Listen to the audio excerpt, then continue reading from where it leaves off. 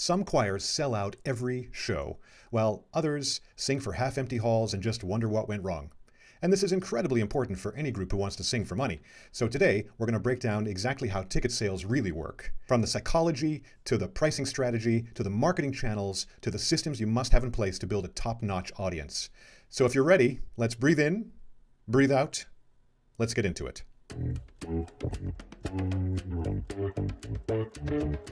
Welcome back to the Choir Genius channel. I'm Tom Metzger. Right now we're in the middle of a long series on how choirs make money, and today we're going to be zooming in on ticket revenue.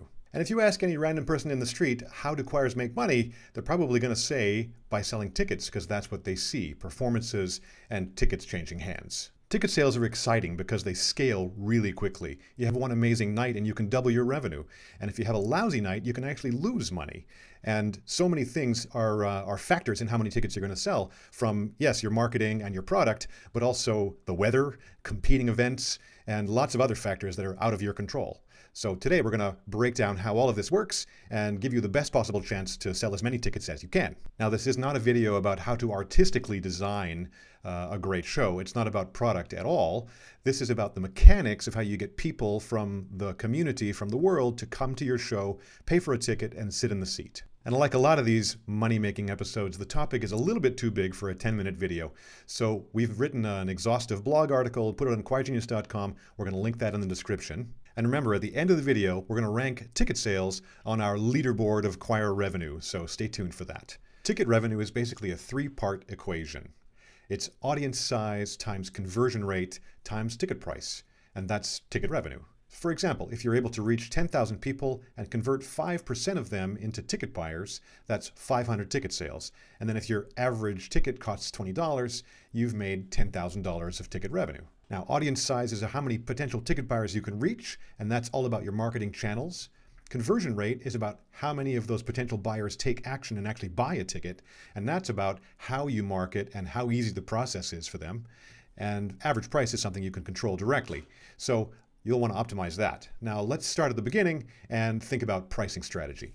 I know, it takes a certain kind of person to get super excited about pricing strategy, but stick with me here, this is going to be worth it. Because your prices are probably wrong. Most groups just set their price once and then forget about it and never change them again. And that's a huge missed opportunity, because unless you've really spent the time, probably over years, determining the optimal base price for your tickets, then you're either leaving money on the table or you're pushing away potential audience members. And either way, we're talking about a big impact on your revenue. And there's psychology involved here. Just like with wine, if you give people 2 glasses of wine and tell them the prices, they're going to perceive that the more expensive one is the better wine, even if they were the same.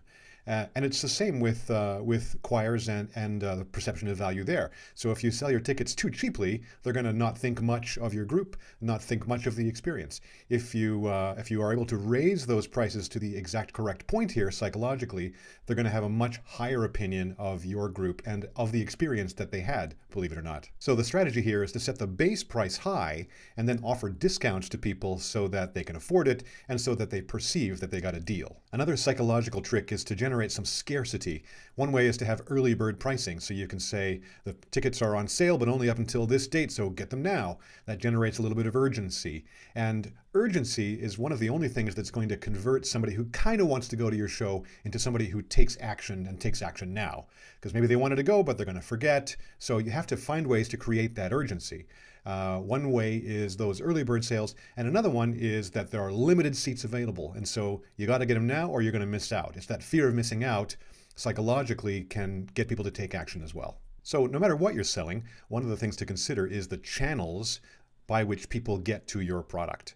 And so we're going to cover the 4 most common channels for ticket sales in this video. There are others, but these are the big ones. So one of the most powerful channels for selling tickets is your members, the members of your group.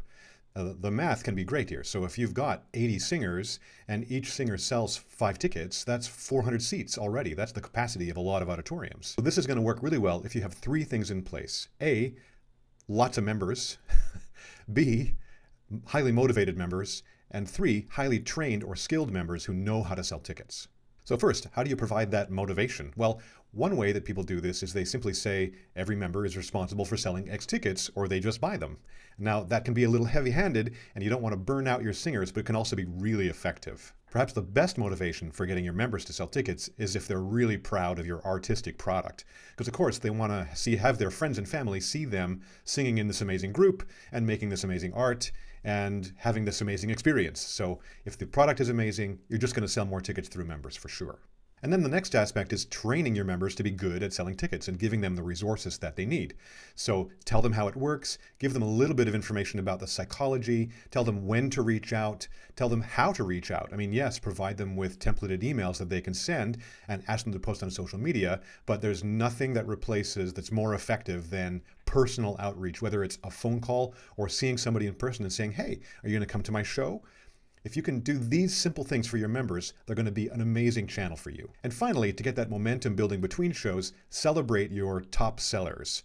That's going to make them all the more motivated, and it turns your membership into your distributed sales force.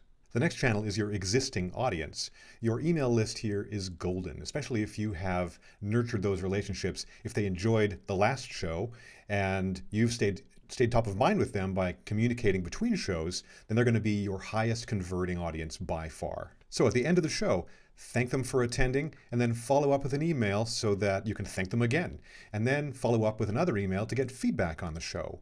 And then send them clips from the show and pictures from the show and say how great the show was. And then announce your next show early to build hype. And basically, if you can stay in front of them all the time, they're that much more likely to attend every show that you put on. So ticket revenue from this channel compounds as your audience relationship compounds. Another great channel to sell more tickets is partnerships and collaborations. So for example, maybe you have a headliner on your show that's going to draw tickets in. Maybe you're going to work with a local artist or another local choir or a couple of them so that you can co-market. And so you can basically borrow their audience for a little while, and that is leverage. They can come and discover you as another alternative. And even if these collaborators don't want you to send email directly to their audience, they give you something great to talk about in your advertising. Now, the channel people probably think of first is advertising. And advertising has a huge part to play because even though you're probably already reaching your friends and family and other direct connections with other channels that are going to be higher converting, advertising is the only one that lets you reach out into the public and convince people that you've never met before to come and join your fan base and come to your show. So the most important thing to consider when you're doing that is that these people don't know you. They don't care about you yet. And so what would make them look at advertising and take action and actually come and see something? So what you need in marketing speak is a hook. A hook is something that will grab their attention and get them to potentially take action. So basically, you're going to do well with this channel if you do 4 things. So 1, you need a hook that's going to grab people's attention. 2, you need clear messaging so that after their attention is grabbed, they know what the ad is about without spending more than 3 or 4 seconds on it. 3, you need a clear call to action so they know what to do if they want to get a ticket or explore otherwise. And 4, the purchase flow itself has to be simple and frictionless because people are going to give up very easily. They're not highly motivated people yet. So let's focus a little bit on making that purchase process as frictionless and easy as possible. But before we talk about that, if you've made it this far into the video, then clearly you're a person who cares a lot about making a sustainable choir. And that's what we're all about too. So like the video and share it with somebody. It really helps to get our message in front of more people to just make more music in the world. And subscribe to this channel so that YouTube will let you know as we drop more episodes about how to make money in your choir. So let's talk about making that purchase experience absolutely frictionless. First, it's got to be mobile friendly because most people these days are going to do this while they're on the go, and otherwise they're going to be using their phones and not a desktop computer. So mobile is really important. Beyond that, you're going to want to make sure it's absolutely clear and as few steps as possible. Now, there's 1,000 different ways to sell tickets. One of the best, by the way, might be Choir Genius, so check that out. But really, to tell whether you like the experience or not for any given way of selling tickets, you're actually just going to have to try it. So you can gather information about what other people do and how much they like it. But until you've gone through the experience yourself and really understood what your customers are going to be up against, then you can't be really sure. So test this one thoroughly. The other really important thing is that as part of that process of buying tickets, you get access to their email address because that's going to build your list for next year, especially if they opt in. Depending on where you live, that's actually mandatory as well. But selling tickets for this show shouldn't just sell this show. It should be helping to sell all future shows. So knowing that, it's absolutely critical to consider the experience of that first-time buyer, first-time attendee to one of your shows. So as they walk in, are they confused? Do they know what to do? What's the energy level like? Is there music playing in the lobby? And afterwards, they have this great emotional experience. And then afterwards, do you follow up with them? Do you thank them for coming? All of these things will give them a great experience, and that'll turn them into a repeat customer, and that's exactly what you need. So here's a few concrete and simple things you can do to make that happen. First of all, at the curtain call, at the end of the show, thank them for coming and invite them to come back. Have the next show planned so you can have the date of that show right in the program so they can start thinking about whether they want to come. Then strike while the iron is hot and follow up the next day with an email thanking them again for coming and staying top of mind. And I cannot emphasize enough how important it is that if you didn't get their email address from the ticket sale process, then get it right at the event. Find a way for them to fill out a form or a raffle so you can contact them again. These people are your best opportunity to grow your show over time. So to put that another way, retention is a ticket selling strategy. So yeah, this is a big episode. There's been a lot here, but stick with me. The next thing you need to pay attention to is that very few choirs actually measure the success of their ticketing operation, of their sales and marketing when they do a show. And without that data, how are you going to make better decisions? So you really need to know what channels got you the most tickets. How well did each one convert people into buyers? How well did each ad do compared to the other ads?